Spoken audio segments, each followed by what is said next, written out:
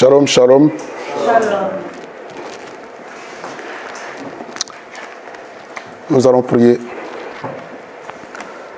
Nous bénissons ton nom, Père éternel, et toi, les commencements et la fin, dans le nom précieux de Jésus-Christ. Tu nous as dit dans Jean 17, 17, sanctifie-les par ta vérité, ta parole est vérité. Nous voulons écouter ta parole, Seigneur. Parle-nous. Parle au fin fond de nos cœurs, parce que ta parole nous guérit. Ta parole nous bénit. Ta parole nous sanctifie. Ta parole nous donne la vie. Et la parole de vérité, Seigneur, qui nous sanctifie, Jésus, c'est toi-même. Prends place dans nos cœurs. Que la magnificence te revienne. Nous avons prié au nom de Jésus-Christ. Amen. Amen.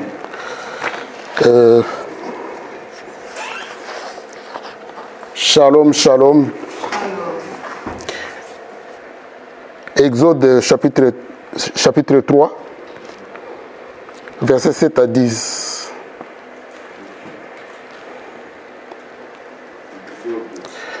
Exode 3, 7 à 10.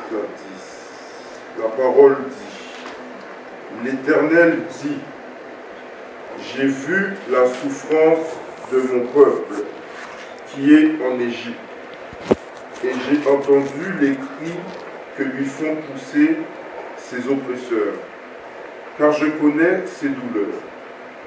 Je suis descendu pour le délivrer de la main des Égyptiens, et pour le faire monter de ce pays dans un bon et vaste pays, dans un pays ruisselant de lait et de miel, dans les lieux qu'habitent les Cananéens, les Essiens, les Amoréens, les Phérésiens, les Éviens et les Jébusiens.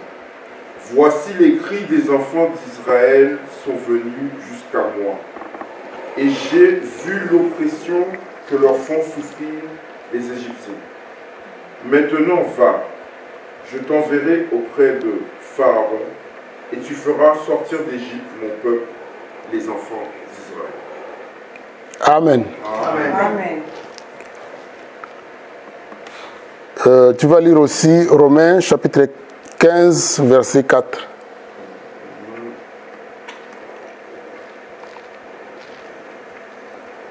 Chapitre 15, le verset 4, la Bible dit, or, tout ce qui a été écrit d'avance l'a été pour notre instruction, afin que, par la patience et par la consolation que donnent les Écritures, nous possédions l'espérance. Amen. Amen. Tout ce qui a été écrit d'avance l'a été pour notre instruction. Parce que là, nous avons lu dans Exode chapitre 3, versets 7 à 10, nous sommes dans l'ancienne alliance. Dieu parle. Dieu parle à Moïse. Il lui dit, tu vas aller en Égypte parce que j'ai entendu les souffrances de mon peuple. Tu vas aller les faire sortir. Dieu a parlé à Moïse. Et Moïse, vous connaissez l'histoire? Moïse a exécuté les ordres de Dieu pour aller en Égypte. Tu vas relire encore, mon frère, le verset 8.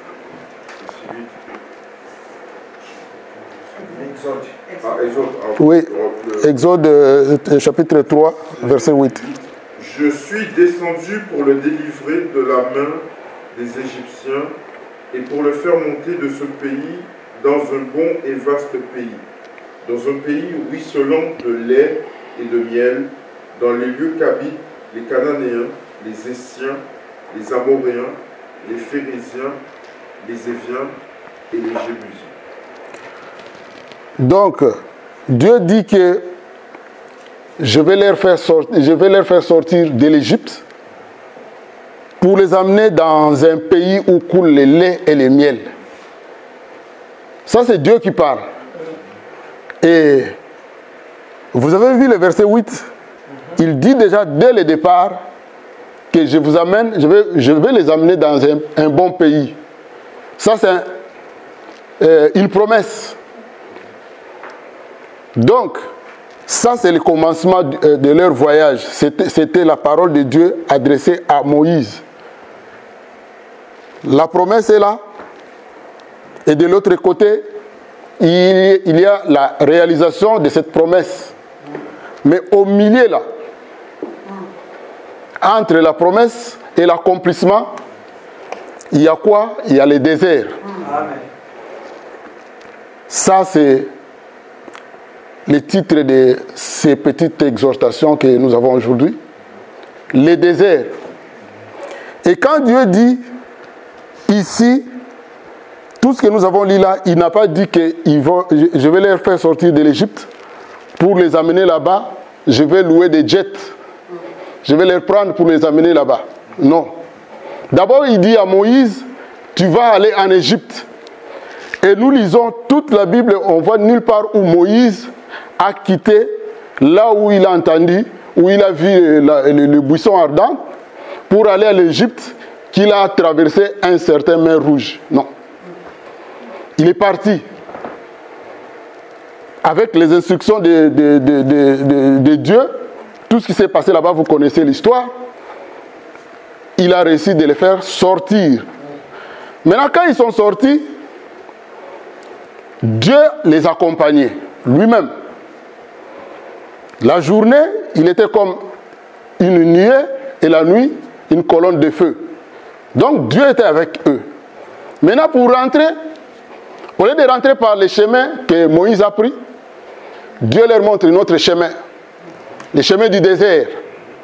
Et dans ce chemin-là, ce n'est pas seulement le désert, il faut même pour commencer à prendre vraiment le désert, il faut traverser la mer Rouge. Ça commence là. Et on a relu le verset 8 à 2 reprises. Donc, quand ils ont commencé à franchir le désert, Dieu n'a pas dit, il n'a pas donné un mode d'emploi de qu'est-ce qu'ils vont voir exactement dans le désert. Mais il a donné juste une promesse. Et il faut que cette promesse puisse s'accomplir. Il n'a pas dit ça va durer combien de temps. Amen. Là déjà c'est compliqué. Et en plus, pour finir dans le verset 8, il dit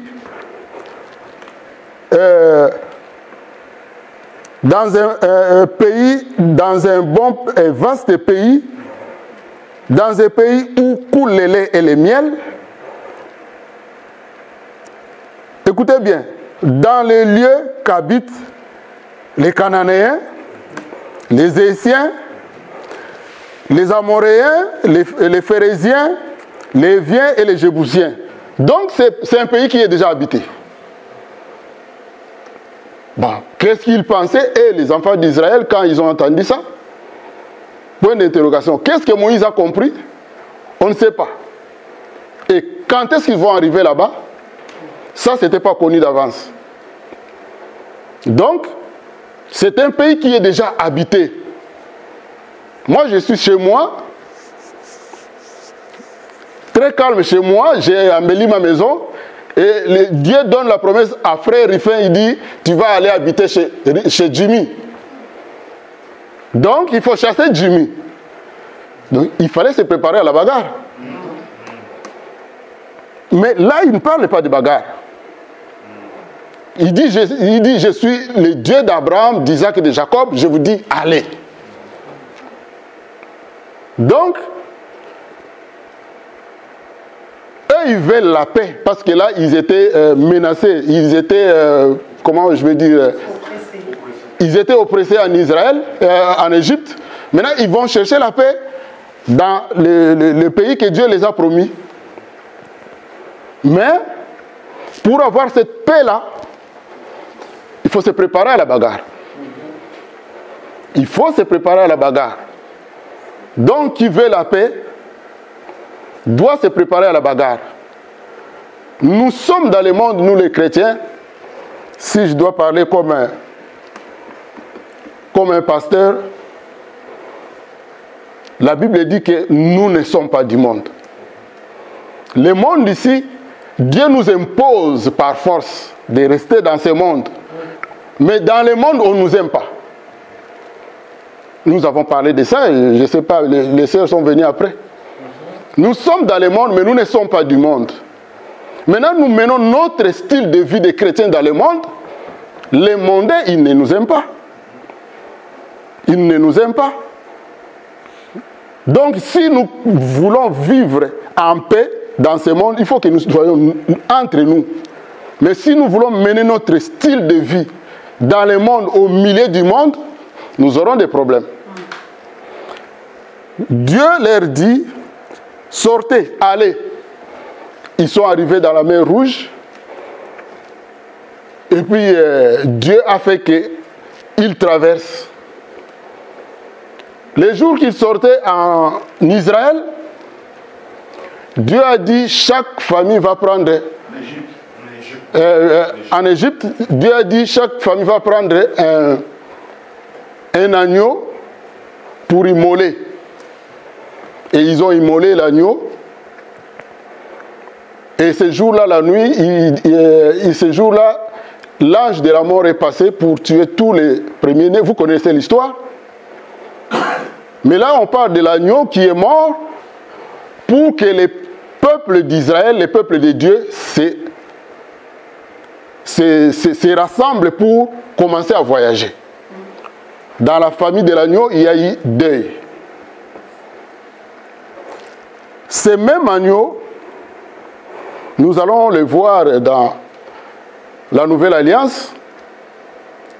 Jésus-Christ est mort, vous savez déjà, pour que le peuple de Dieu revienne. Mais la différence entre l'agneau de l'Égypte et l'agneau de la rédemption qui est Jésus-Christ, c'est que l'agneau de l'Égypte est mort juste pour réunir le peuple d'Israël. Mais l'agneau de la rédemption est mort pour toute la nation, la terre entière, ceux qui ont été prédestinés. Mais nous ne sommes pas là encore. Nous continuons. Là, Dieu ne leur donne pas les modes d'emploi. Ils entrent dans le désert pour avancer. Quand ils commencent à avancer, ils avancent. On arrive quelque part dans Nombre. On va le lire même, Nombre chapitre 1, verset 1. Dieu dit, arrêtez-vous, je vais commencer à vous recenser. On va lire Nombre, frère, lis Nombre chapitre 1, verset 1 à 3.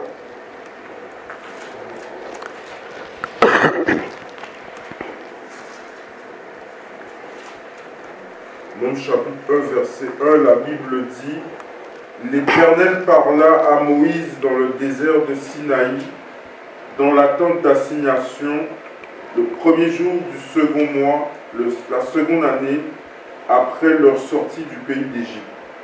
Il dit, faites le dénombrement de toute l'assemblée des enfants d'Israël, selon leurs familles, selon les maisons de leurs pères, en comptant par tête les noms de tous les mâles, depuis l'âge de 20 ans et au-dessus, tous ceux d'Israël en état de porter les armes, vous en ferez le dénombrement selon leur division, toi et Aaron. Toi et Aaron. Donc, Moïse et Aaron. Vous allez compter. Vous allez compter les peuples. Mais les jours qui sont sortis de l'Égypte, Dieu les a comptés. Ils étaient environ 600 000.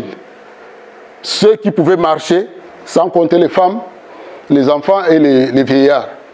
Ils étaient environ 600 000. Dieu les a comptés. Mais dans l'Égypte encore, il dit, vous allez faire encore les recensements ou les dénombrements. Maintenant, ici, c'est différent parce qu'en Égypte, là, quand ils sont sortis, c'était le comptage de tout le monde. Mais ici, on dit que vous allez compter toute personne qui a tout homme. Les hommes, à partir de 20 ans et plus, capables de porter les armes. Est-ce qu'on a lu ça? Capable de porter les armes. C'est-à-dire qu'ici, on compte les gens qui sont capables d'aller servir dans l'armée, ou ici on compte des combattants. Dans les déserts, Dieu n'a pas besoin de tout le monde. Dieu a besoin des combattants. Amen. Et quand il compte les combattants, il les recense selon leur famille, il recense leurs parents, il les recense selon leur tribu, et puis ils sont recrutés dans l'armée de l'Éternel. Parce que là, il fallait traverser le désert. Et quand je dis les déserts, ce n'est pas les déserts au singulier, c'est les déserts, parce que dans ce coin-là, ce n'est pas comme les Sahara, là, un grand désert, et puis avec un nom seulement Sahara. Dans ce coin-là, il y a beaucoup de petits déserts. Donc, c'est les déserts au pluriel. Ils commencent à traverser. Quand ils traversent parce que le désert, d'abord, c'est le territoire des serpents, des scorpions. Ça, c'est des insectes, mais c'est le territoire des gens aussi. Il y a aussi des gens qui habitent dans les déserts. Et ils vont vous voir venir. Donc, il faut bagarrer. Donc, si je dois aller déjà vite, vous comprenez, ce n'est pas tellement compliqué le message que je donne là, que nous, l'Église, nous devons avancer, nous avançons avec des combats. C'est comme la ligne de vie quand vous étiez encore pécheur pour aller au ciel. Au milieu, vous allez, si vous êtes chrétien, au milieu, vous allez trouver Christ. Vous allez trouver la croix. Il y en a qui comprennent bien déjà ce que je vais dire. Mais quand tu étais païen, tu as écouté un pasteur, un évangéliste, un docteur, je ne sais pas, un serviteur de Dieu.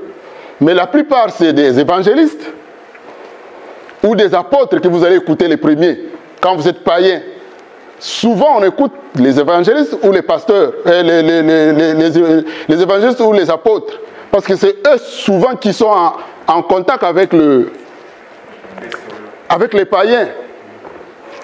Mais ces deux ministres-là, ou cet ministère-là, quand ils sont dehors là, ils sont un peu bizarres. Ils disent des demi-vérités. Ils ne disent pas toute la vérité. Ils ne disent pas des mensonges, mais ils disent des demi-vérités. Pourquoi quand il vient dans le monde, il vous vend Jésus-Christ. Venez à Jésus-Christ. Si tu n'as pas d'enfant, tu auras d'enfants. Viens à Jésus-Christ. Si tu n'as pas de mariage, tu auras des mariages. Viens à Jésus-Christ. Comme au Congo là, si tu n'as pas le visa, tu auras quoi? Ça nous fait rire, mais c'est ça que les évangélistes et les apôtres vendent dans les campagnes d'évangélisation partout. Ils disent la vérité, mais c'est des demi-vérités. Pourquoi j'appelle ça des demi-vérités? Parce que quand tu vas venir ici, parce que tu as entendu l'apôtre qui t'a prêché là à Villeneuve-Saint-Georges que viens à Jésus-Christ, tu auras ça, tu t'assois là, et tu t'attends que tu vas voir l'apôtre qui va venir ici, mais tu vas voir le docteur qui va venir ici, il va te dire, ma soeur, avec des robes moulantes, tu n'entreras pas dans le ciel. Là, tu vas dire, mais l'apôtre, il ne m'a pas dit ça. Il ne m'a pas dit ça. Donc, il faut se conformer. Lui, il t'a vendu Jésus-Christ. Mais maintenant, le docteur, il va commencer par te tailler. Là, tu commences à avancer dans le désert. Parce que tu veux aller au combat.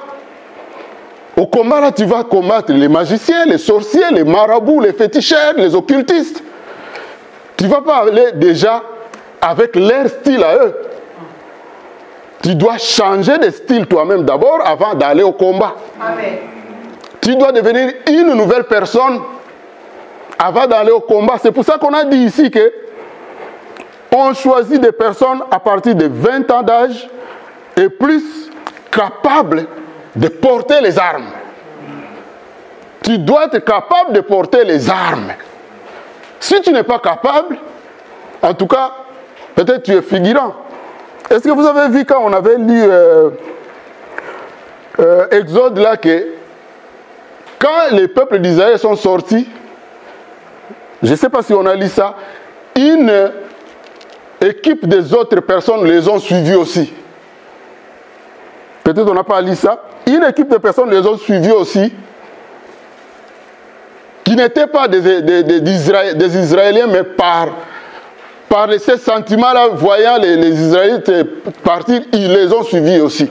Nous, on les appelle les Ramassis. Les Ramassis sont sortis aussi. Et dans l'église aujourd'hui, quand nous revenons, Seigneur, quand nous revenons dans la réalité, dans l'église, il y a aussi des Ramassis.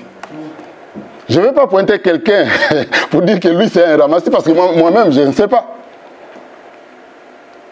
Donc, au travers de ces messages, dans ton cœur, tu cherches à savoir si toi, tu as 20 ans et plus. Ce n'est pas question d'âge dans la chair. Hein. Tu as 20 ans et plus capable de porter les armes. Ou si tu es ramassé, on va te dire, toi, tu n'as même pas 20 ans, toi, tu vas rester au camp et puis les autres, ils vont aller au combat. C'est ceux-là qui vont aller au combat, c'est eux qui seront d'abord au premier rang. C'est eux qui vont découvrir les pays les premiers, c'est eux qui vont... Parce qu'au combat, à l'époque, c'était vous allez, vous combattez, vous gagnez, puis vous prenez toutes les richesses. C'est eux qui vont prendre les richesses. Et vous, les ramassis, vous allez rester derrière. Donc, avance en tant que soldat. Ici, on ne parle pas des hommes, on ne parle pas des femmes. Parce que dans notre pays, les femmes ne vont pas au combat. Vous le savez, non? Dans notre pays, les femmes ne vont pas au combat. Mais ici, on parle de quel genre de femmes? Quand je parle de femmes, est-ce que je parle de femmes comme nos sœurs qui sont là? Non. Non.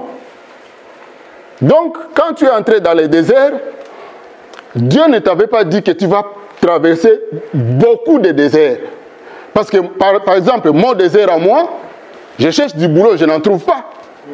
Ça, c'est mon désert à moi. Ça ne veut pas dire que le désert du frère Gauthier, c'est chercher du boulot.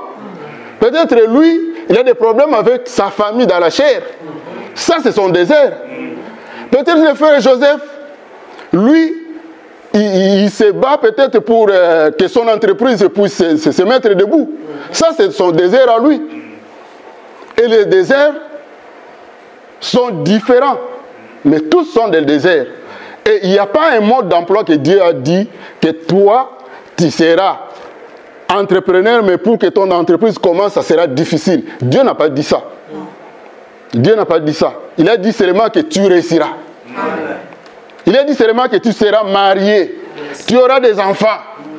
Mais, du promesse à la réalisation, il faut porter les armes. Il faut porter les armes. Et, comme j'avais dit au départ, nous sommes dans un pays où on ne nous aime pas. Nous allons traverser les pays des Jébusiens, des Hissiens et des autres là. Il faut les combattre, il faut les chasser. Parce que Dieu a dit, vous allez habiter dans les pays que je vous donne. Il a dit que je vous ai déjà donné ces pays. Donc nous allons, notre première arme, c'est la parole qu'il nous a donnée, la promesse qu'il nous a donnée. Nous devons avoir foi à cette promesse-là que nous allons atteindre le but. Parce que Dieu a dit. Amen. Amen. La parole qu'il a dit, ça doit être scellé dans nos cœurs. Ça, c'est les premières armes. Les autres armes là que nous voyons aussi dans la Nouvelle Alliance, prenez la vérité comme ceci, prenez les chaussures comme ceci, ça aussi ce sont des armes. Tout cela, ça va ensemble. Parce que chez nous, dans le monde ici, pour savoir que celui-là c'est un commando, on le sait comment. Il est habillé en commando. S'il est habillé en commando, tu sais que celui-là c'est un soldat. Mais s'il est habillé en civil, peut-être que tu ne sauras pas. Donc, dans le spirituel, on est tous des commandos. Dans le spirituel, il n'y a pas de civils. Nous les chrétiens, on est des commandos. Et puis, Dieu dit, c'est dans les livres de Hébreu, je pense Hébreu 1, quelque part, peut-être au verset 7, la parole dit que Il a fait de ses serviteurs des flammes de feu. Nous sommes des flammes de feu.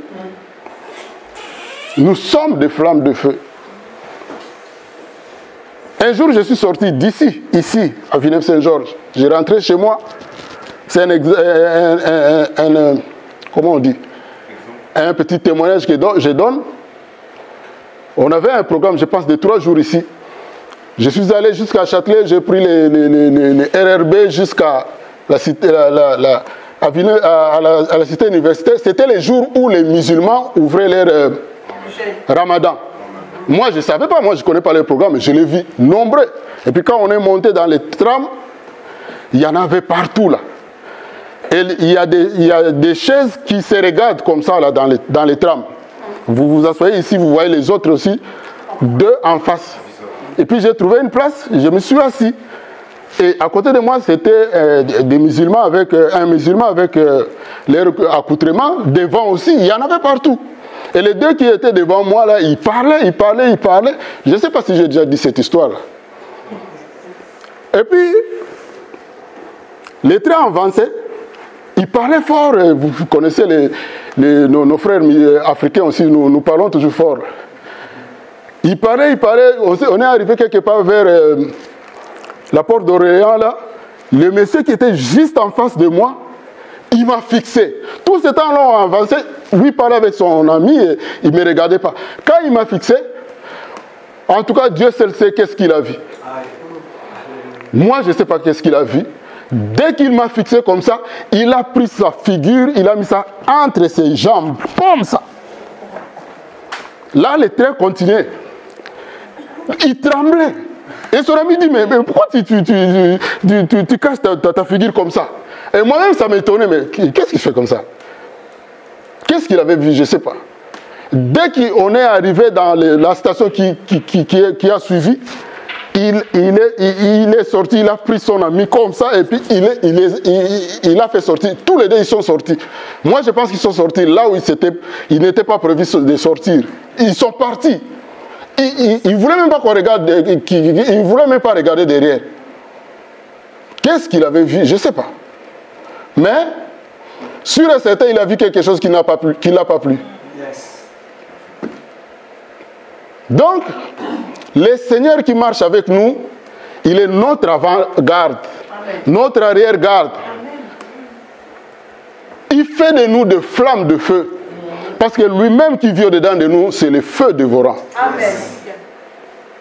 Et nous marchons comme des gens qui ont pris du café, du thé ici, on ne sait rien. Mais ce qui se passe à côté de nous, si on nous ouvre les yeux spirituels, au lieu de résister, peut-être on risque de commencer à fuir nous aussi. Parce que c'est tellement dangereux. Donc, chacun a ses combats, chacun a son désert à traverser. Et n'oubliez pas, il faut prendre les armes. Dieu a donné les armes à tout le monde. J'ai beaucoup de versets ici, mais si je commence à lire ça, je ne sais même pas, on va finir quand. Dieu a donné les armes à tous les chrétiens. Mais il faut les utiliser. Si vous ne les utilisez pas, ils restent endormis. Hein? Il faut les utiliser. On va avancer pour lire parce que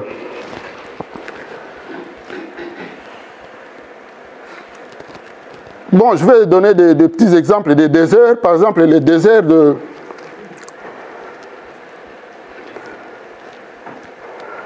les déserts, c'était des enseignements pour le peuple d'Israël aussi. Les déserts, si nous lisons Jérémie chapitre 2, verset 1 à 3, c'est le lieu d'amour. Dieu apprend à son peuple l'amour. Tu peux lire, frère? Jérémie 2, 1 à 3. La parole de Dieu dit: La parole de l'Éternel me fut adressée en ces mots. Va, écris aux oreilles de Jérusalem. Ainsi parle l'Éternel. Je me souviens de ton amour lorsque tu étais jeune, de ton affection lorsque tu étais fiancé, quand tu me suivais au désert, dans une terre inculte. Israël était consacré à l'Éternel. Il était les prémices de son revenu. Tous ceux qui en mangeaient se rendaient coupables, et le malheur fondait sur eux, dit l'Éternel. Vous avez vu, Dieu parle d'Israël comme son fiancé. C'est une histoire d'amour. On ne va pas traîner là-bas, c'est juste pour montrer c'est quoi des exemples de désert pour Dieu. C'était aussi des lieux d'enseignement. Par exemple, là, Dieu apprenait à Israël l'amour, comment l'aimer lui Dieu. Donc dans les déserts, c'est un endroit où Dieu apprend à son peuple comment combattre. Quand vous pensez au désert que moi je parle, regardez dans vos cœurs le désert que vous traversez aujourd'hui. C'est ça votre désert. N'allez pas dans les déserts d'Israël et de l'Égypte là-bas. Les déserts que vous traversez aujourd'hui, Dieu nous enseigne l'amour, Dieu nous enseigne. Et il nous donne c'est des lieux d'enseignement, c'est les lieux de preuve aussi. Nous voyons ça par exemple avec Deutéronome chapitre 8, versets 2 à 4. Deutéronome. Chapitre 8, 2 à 4. Versets 2 à 4. La Bible dit: Souviens-toi de tout le chemin que l'Éternel ton Dieu t'a fait faire pendant ces 40 années dans le désert. Écoutez bien. Afin de t'humilier et de t'éprouver, pour savoir quelles étaient les dispositions de ton cœur, et si tu garderais ou non ses commandements. Épreuve. Continue. Il t'a humilié, il t'a fait souffrir de la faim, et Épreuve. il t'a nourri de la manne, que tu ne connaissais pas, et que tu n'avais pas connu tes pères. Qui n'avait pas connu tes pères. Et que n'avait pas connu tes pères, afin de t'apprendre que l'homme ne vit pas de pain seulement, mais que l'homme vit de tout ce qui sort de la bouche de l'Éternel. Verset 4. Ton vêtement ne s'est point usé sur toi. Voilà. Ton pied ne s'est point enflé pendant ces 40 années. 40 années avec les vêtements qui ne s'usent pas. Hein? 40 années. 40 années avec un seul pantalon par exemple. Qui ne s'use pas. 40 années. Avec une chaussure qui ne s'use pas. Ça c'est Dieu qui peut le faire. Pour t'apprendre, pour t'enseigner, pour t'éprouver aussi. Donc, nous avons des difficultés dans nos vies. Ne prenons pas ces difficultés toujours que c'est toujours des sorciers. Il y a aussi des choses que Dieu permet dans nos vies pour que nous soyons affermis. Amen. Que nous soyons capables de dire, oh, je suis fatigué avec cette histoire, je vais porter les armes. Amen. Les armes, ils sont déjà là. C'est question de les prendre et de les utiliser. Regardez un jeune homme comme David. Il n'était même pas costaud. Toute l'armée d'Israël, la Bible dit qu'ils avaient peur de Goliath. Mais David vient, il n'était pas costaud, il descend pour combattre Goliath. Il va prendre les cailloux. On a dit ça ici. Hein? Il va prendre les petits cailloux. Et Goliath il regarde, il dit, mais tu me prends pour un chien, hein? Tu vas chercher les petits cailloux là. Tu vas faire quoi avec ça là? Et Goliath, quand il disait ça, il ne savait pas qu'il a prononcé une parole de défaite. Voilà. Amen. Il a lui-même dans sa bouche, amen, il a prononcé une parole de défaite en disant, tu penses que tu vas me battre avec ça? Amen. Mais en réalité, il avait dit, tu vas me battre avec ça. Amen. Et David a dit, parce que tu as insulté les dieux d'Abraham, d'Isaac et de Jacob, aujourd'hui je vais te vaincre. Amen. Cette parole-là de victoire a pris corps. Cette parole de victoire-là a revêtu les petits cailloux. Quand il est parti, c'est fini. Goliath était par terre. Ça, c'est la vérité. C'est-à-dire que la parole de vérité, tout Israël, l'armée d'Israël, ils en avaient. Mais ils n'utilisaient pas. Et ils utilisaient leurs armes qu'ils avaient fait avec du métal. Mais la vraie parole, les vraies promesses de Dieu, ils en avaient. Mais ils n'ont pas utilisé ça. Et David, le roi d'Israël lui a donné ce scaphandre-là pour aller combattre. Il ne pouvait pas, il a remis ça. Mais il a prononcé l'arme de vérité, la parole de Dieu, la vérité. La Bible dit, personne ne vous vaincra tant que vous marcherez dans la vérité. Et David a utilisé juste l'arme, la parole. C'est pour ça que vous, ou nous qui sommes des parents, qui avons des enfants, faisons attention à ce que nous disons. Surtout quand nous nous adressons aux enfants, quand ils commettent des bêtises, là, parfois on se met en colère, on est tenté de dire n'importe quoi. Faisons attention. La parole a une puissance. Et Goliath, il était costaud, il regarde, il dit, mais ces petits garçons-là, mais je vais les dévorer. Comme le disait un musicien chrétien ivoirien, il dit, quand David regardait, lui, il voyait un petit oiseau. Il dit, ce petit oiseau-là, moi, je vais le tuer avec ma lance, là. Tu vois? C'est-à-dire qu'il a prononcé la parole de vérité. Cette parole de vérité-là, c'est-à-dire qu'il avait les armes que l'armée d'Israël avait aussi. Mais l'armée d'Israël, ils n'ont pas soulevé les armes. Mais lui, il a pris ses armes, il a utilisé. Je vais te détruire parce que tu t'es moqué du Dieu d'Abraham, d'Isaac et de Jacob. Et c'est ce qui est arrivé. Donc c'est question de prendre les armes, de les utiliser. Utilise les armes. Ne mens pas. Ne mens pas. Dis la vérité. Même si ça va déranger, dis seulement la vérité. J'ai déjà donné l'exemple ici d'une dame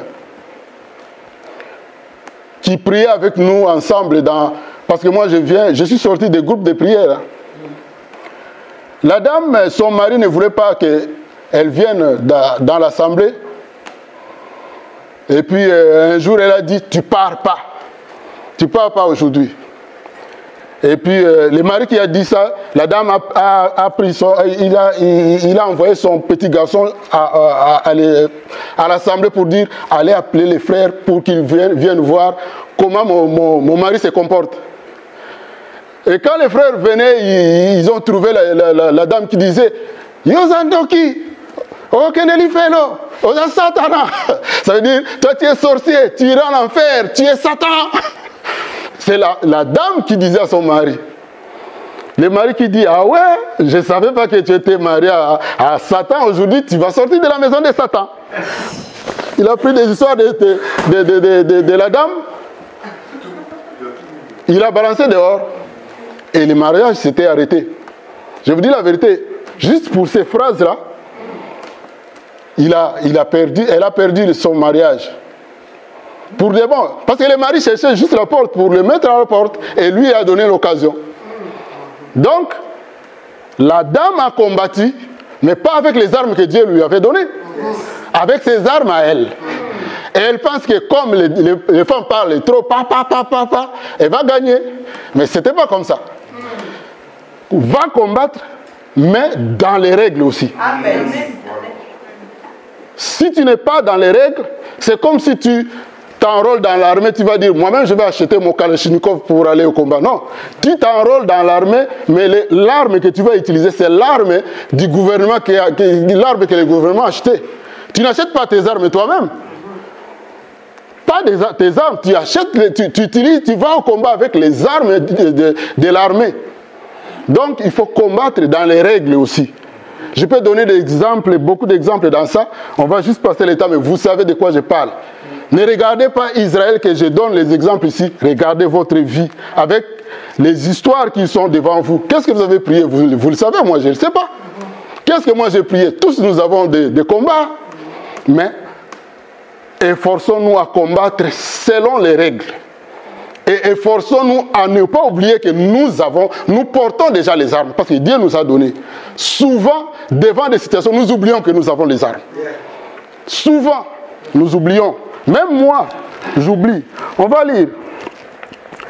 Exode 12, 3. Exode chapitre 12, verset 3. 3.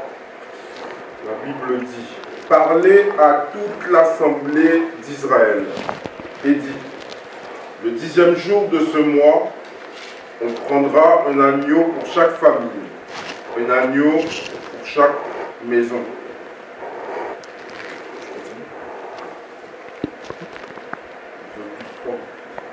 Oui, c'est ça, c'est juste ça.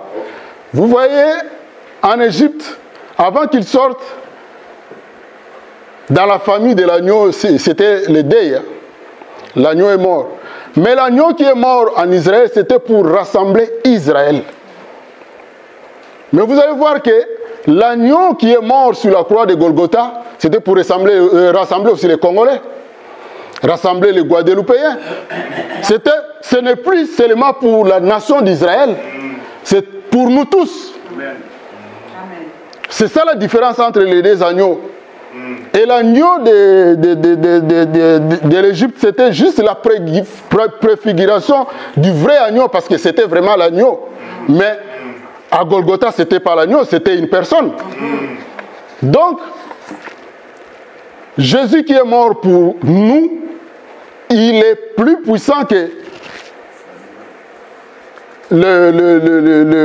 comment on va dire, la préfiguration, l'animal. Nous avons le Christ. Nous avons les pères en nous, parce que celui qui est en Christ est dans le véritable. Amen. Comme le verset que mon frère me lisait à Villeneuve-Saint-Georges là. Parce que la Bible dit qu'il est le Dieu véritable et la vie éternelle. Tu te souviens, non? Oui. Jésus-Christ. Il est le Dieu véritable et la vie éternelle. Donc, quand nous avons Jésus-Christ, nous avons les pères. Amen. Et quand tu marches avec les pères, celui qui a créé les cieux, la mer, la terre et tout ce qui s'y trouve, si tu comprends ça, Amen. Tu n'as plus peur. Amen. Tu n'as plus peur. Amen.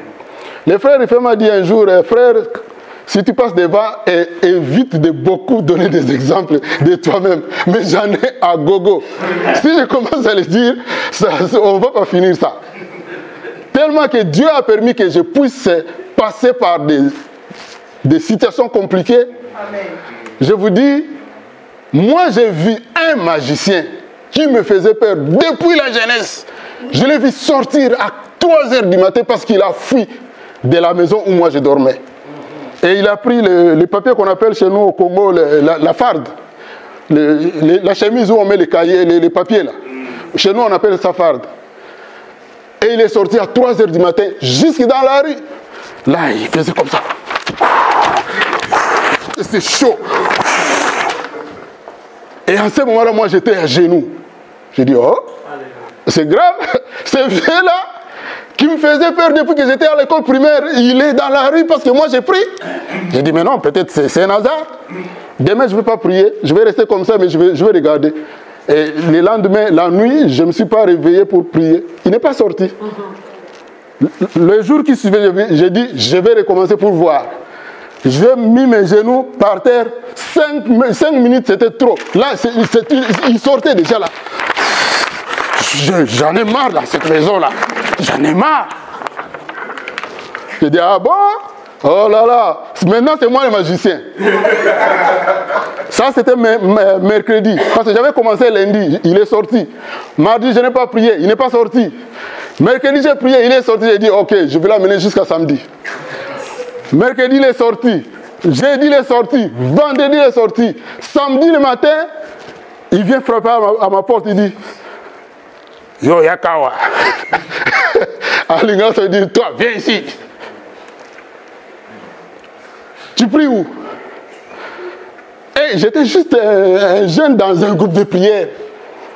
C'était serré, ce groupe de prière-là, mais sauf qu'on n'avait pas trop d'enseignements. Mais quand on allait à genoux, là, c'était chaud. J'ai dit, mais non, je prie avec les jeunes quelque part, là, j'ai donné l'adresse.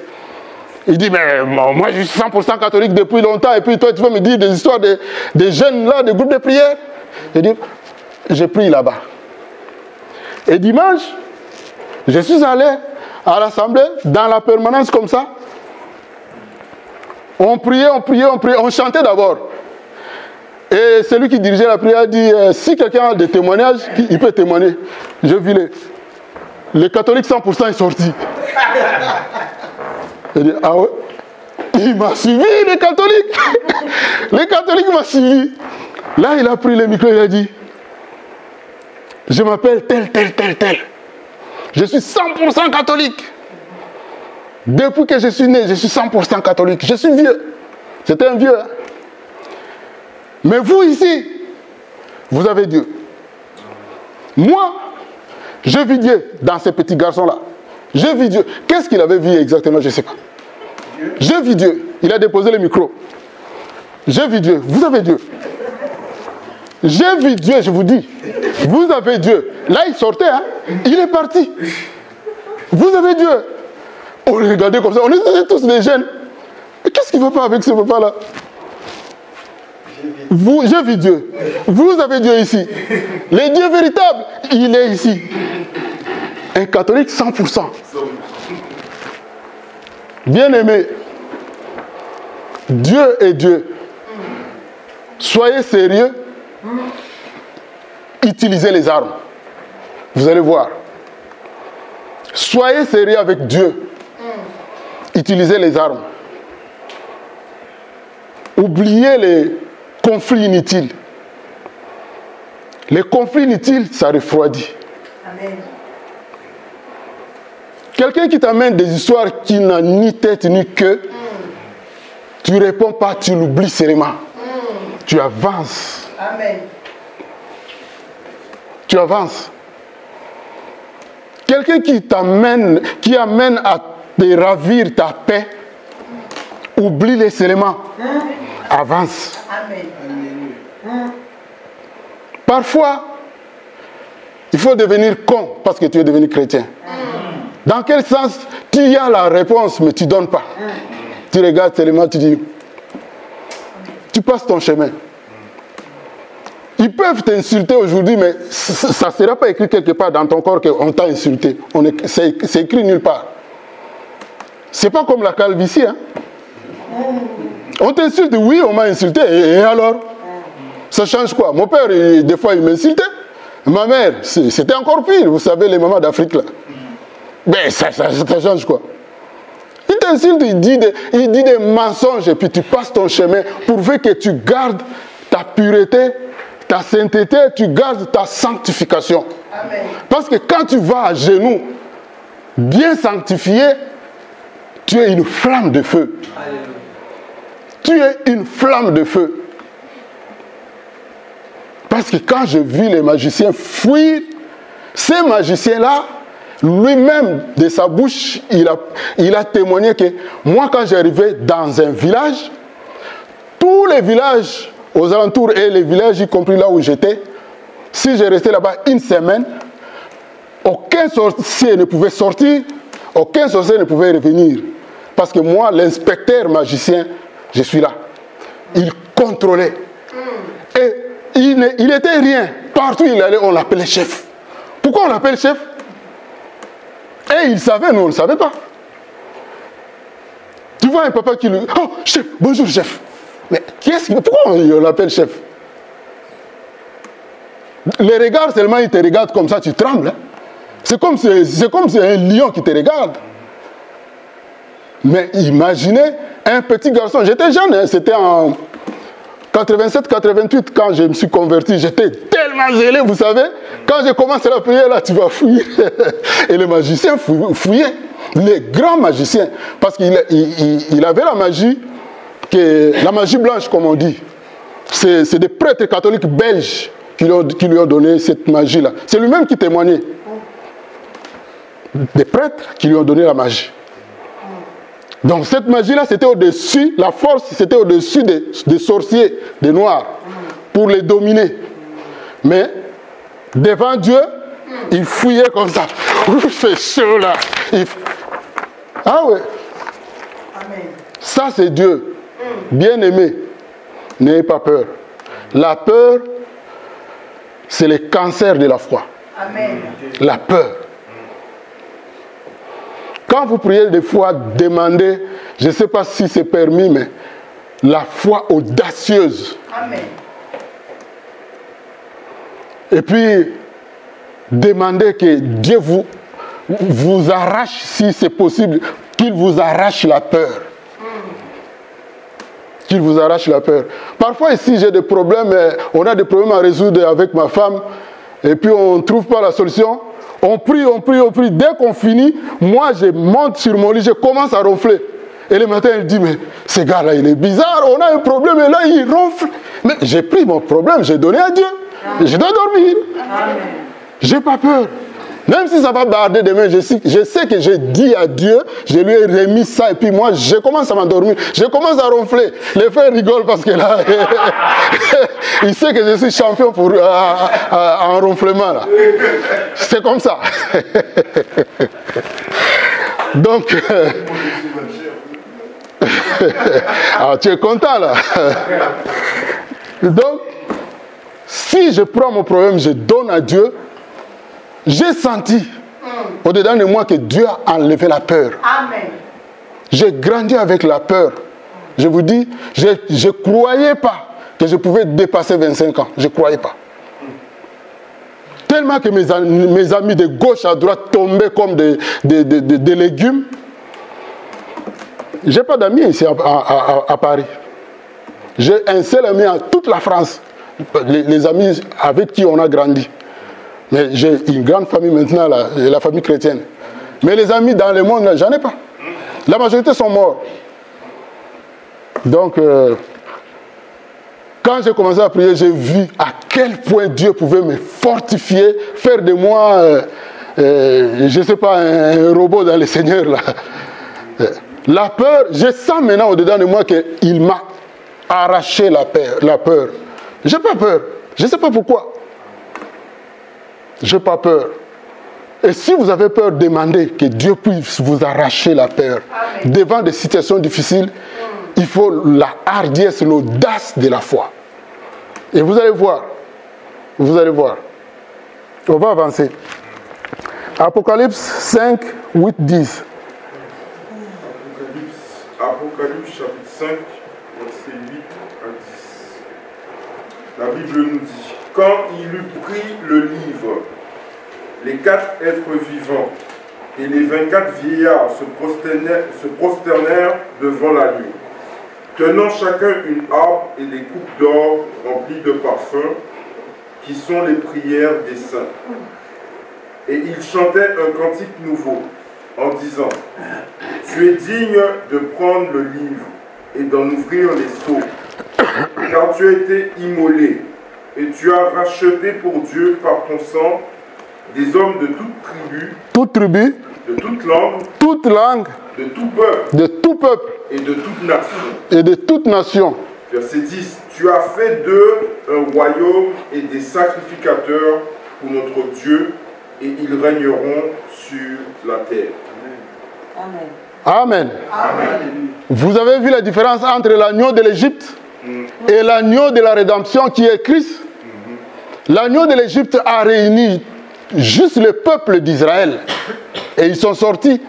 Ils ont pris la direction du désert. Mais l'agneau de la rédemption que nous lisons dans Apocalypse, lui, il est pour toute langue, pour toutes les nations, pour toute tribu. C'est ça la différence. Lis Jean 1, 29. Jean, chapitre 1, verset 29, la Bible dit: le lendemain, il vit Jésus venant à lui, et il dit: voici l'agneau de Dieu qui ôte le péché du monde. Voici l'agneau de Dieu qui ôte le péché du monde. Ça, c'est Jean-Baptiste qui présente Jésus-Christ. Le vrai agneau qui ôte les péchés du monde, c'est Jésus-Christ. Donc, en lui, nous savons que nous sommes dans le véritable. Parce qu'il est le Dieu véritable et la vie éternelle. Donc, nous allons partir au combat. Nous allons au combat. Peut-être que tu as les armes, mais tu ne veux pas aller au combat. Là, moi, je t'encourage d'aller au combat. Et ne va pas au combat les mains vides. Prends tes armes. La vie chrétienne, c'est une vie de combat perpétuel. Si tu gagnes un combat aujourd'hui, ce n'est pas fini. Aussi longtemps que tu es encore sur la terre, tu trouveras encore d'autres combats. Il y a des combats que Dieu permet aussi pour que tu sois toujours en forme de combattant. Que tu ne sois pas quelqu'un qui ronfle tout le temps comme moi. Que tu combattes. Et ceux qui ont l'habitude de se réveiller la nuit pour prier, je vais vous dire quelque chose qui n'est pas biblique, mais que j'ai expérimenté. Ceux qui se réveillent souvent la nuit pour prier, ils ont des expériences avec le Christ.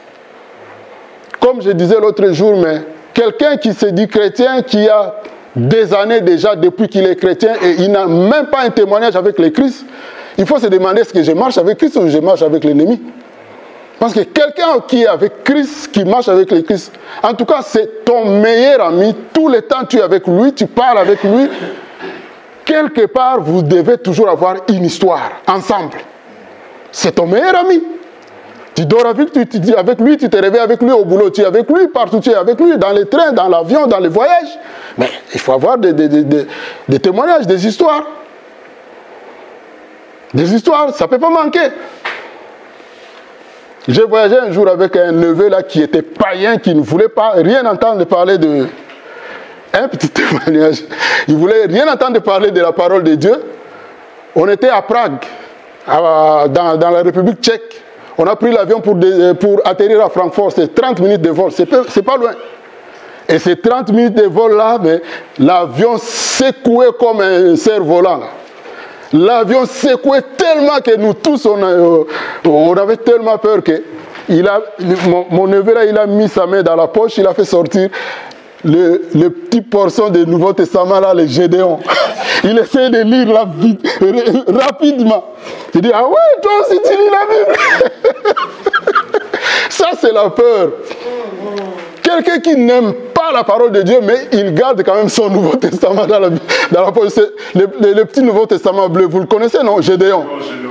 Et il voulait lire ça rapidement dans les secousses dans l'avion. Mais qu'est-ce que tu vas lire, mon frère? Qu'est-ce que tu vas lire? Ah, toi aussi tu lis la Bible. Il dit, mais chacun s'occupe de lui, hein, moi, ici c'est dangereux. Là. Il essayait de lire. Tu vois? Donc, c'est un exemple pour dire que quand tu marches avec quelqu'un, tu as toujours une histoire avec cette personne-là. Mais à un moment donné, tu es avec Christ, tu n'as jamais une histoire avec Christ. Pose-toi la question, ou pose-lui la question. Comment se fait-il qu'on marche toujours ensemble, mais on n'a jamais une histoire avec toi? Et si on me dit demain, mets-toi debout, témoin de Christ, qu'est-ce que je vais dire? Je ne te connais pas. Je te connais, oui, mais tu ne dis rien, tu ne fais rien pour moi. Lève-toi, manifeste-toi. Je vais aussi avoir des témoignages comme les autres. Amen. Des témoignages. Même si tu ne les dis pas, mais tu dois les avoir parce que c'est ton ami fidèle. Amen. Tu es partout avec lui. Même dans les rêves. Tu ne vois rien. Tu dois te révolter, mon ami. Il faut te révolter. C'est pas normal. Est-ce que tu es avec moi ou tu n'es pas avec moi? Pourquoi tu ne te manifestes pas?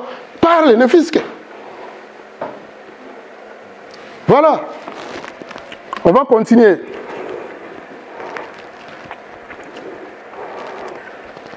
« 2 Corinthiens 11, chapitre 11, verset 25 à 28. 2 Corinthiens chapitre 11, verset 25 à 28, la Bible nous dit « 3 fois j'ai été battu de verge, une fois j'ai été lapidé, 3 fois j'ai fait naufrage, j'ai passé un jour et une nuit dans l'abîme, fréquemment en voyage, j'étais en péril sur les fleuves, en péril de la part des brigands, en péril de la part de ceux de ma nation, en péril de la part des païens, en péril dans les villes, en péril dans les déserts, en péril sur la mer, en péril parmi les faux frères. J'ai été dans le travail et dans la peine, exposé à de nombreuses veilles, à la faim et à la soif, à des jeûnes multipliés, au froid et à la nudité, verset 28, et sans parler d'autre chose, je suis assiégé chaque jour pour les soucis que me donnent toutes les églises. Amen. Amen. C'est qui parle ici? Paul.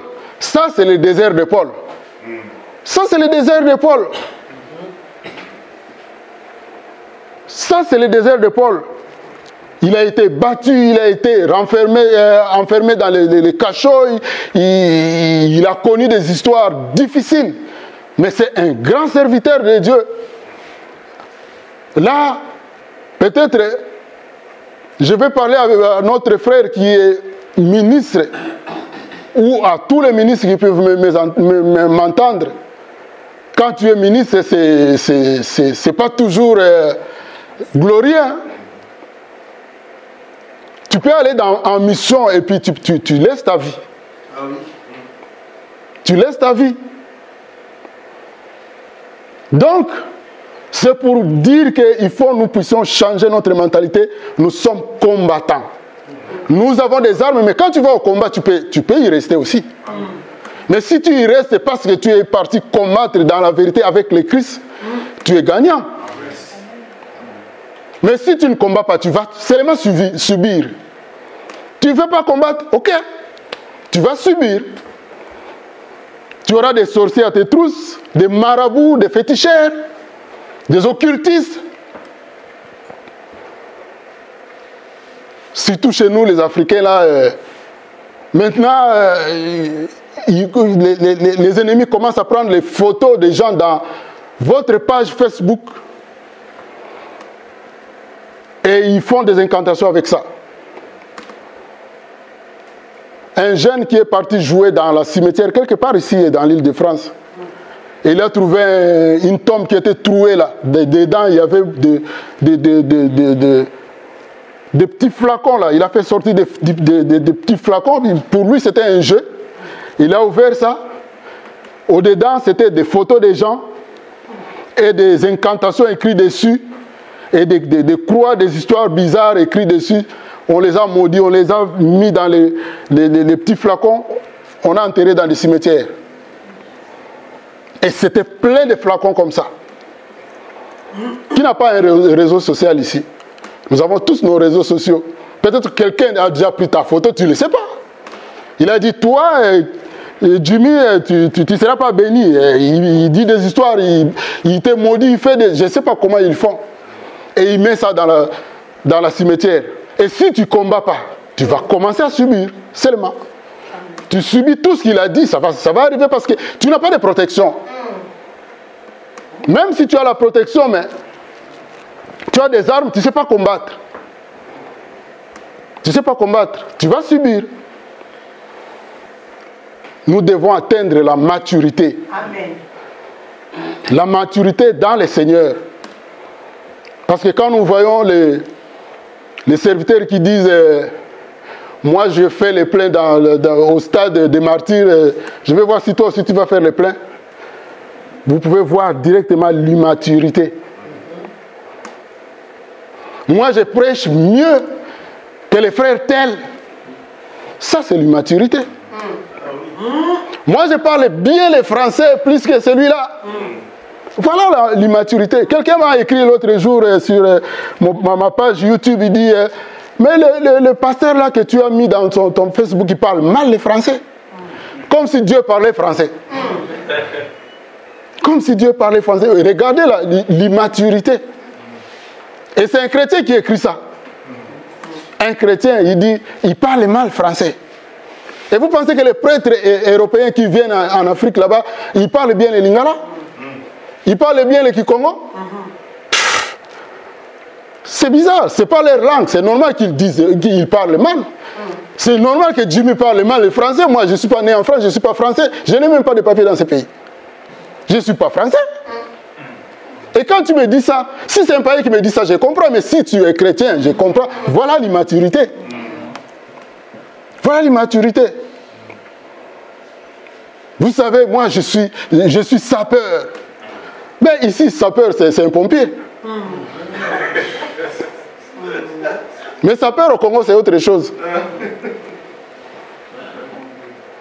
Dans notre église, et j'ai vu même un serviteur de Dieu, mais ça, j'ai mal quand je vois des fois ce que les serviteurs de Dieu font. Il met juste des photos, il dit, regardez dans mon église. comparé avec d'autres églises. Il parle du nombre. Ça, c'est l'immaturité. Mais le titre qu'il a, ça fait peur. Et il prend les photos de ses fidèles, il met dans Facebook pour dire qu'il a un grand nombre et les autres là, comme si Jésus avait laissé 6000 membres dans son équipe. Voilà. À un moment donné, il faut grandir. Grandir avec le Christ. Grandir avec le Christ, avancer avec le Christ. Je ne vais pas monopoliser le temps. En tout cas, on va continuer dans la prière. Je te prie.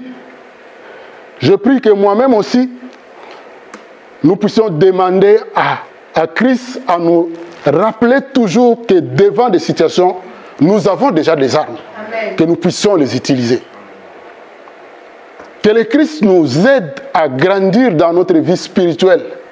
Que nous puissions voir au-delà du matériel, au-delà de l'argent, au-delà des comportements des hommes. Et n'oubliez pas qu'au milieu de nous, il y a aussi des ramassis qui viennent là juste pour nous troubler. Au milieu de nous, il y a aussi des sorciers qui volent vraiment la nuit, là, qui viennent juste pour sucer le sang des autres. Au milieu de nous, là, au milieu de l'église, il y en a.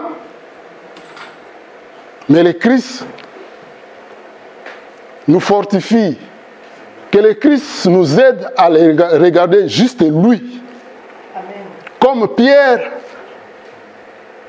est sorti de la barque pour marcher sur les eaux, ses yeux s'étaient braqués vers le Christ. Mais quand il a dit oui, mais je regarde le Christ, mais il y a aussi la tempête. Hein. Il a tourné ses yeux pour regarder la tempête, il a commencé à couler. Parce que là, il a perdu son focus.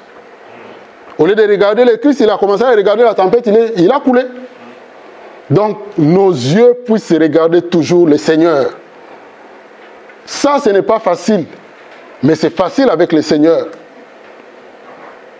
Les malheurs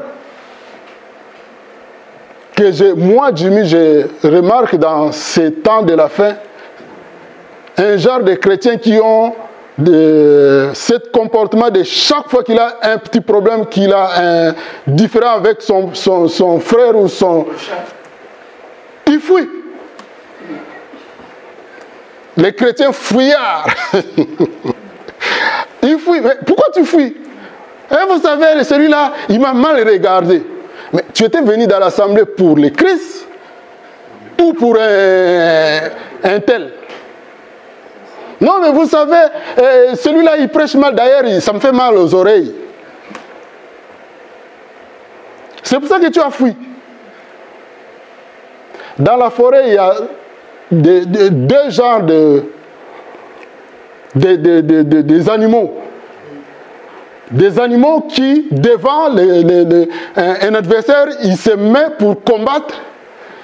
Et des animaux qui sont spécialisés à fuir. Quand tu te présentes devant une gazelle là, il ne raisonne pas deux fois. Il ne raisonne pas deux fois. Il fuit comme vous ne pouvez même pas imaginer. Des fouillards.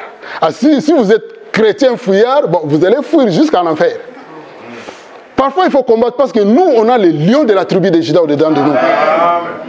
Nous devons changer notre comportement, notre manière de voir les choses. Mais si tu veux quelque chose qui va mal dans l'assemblée, mets-toi assis, on va débattre jusqu'à trouver la solution. Mais si tu fuis, et tu vas m'appeler à la maison pour m'influencer pour que je puisse fuir, moi Jimmy, est-ce que je suis venu ici pour chercher quelqu'un? Je ne suis pas venu ici pour quelqu'un, je suis venu ici pour le Christ et le Christ seul. Amen. Que le Seigneur nous bénisse. Amen.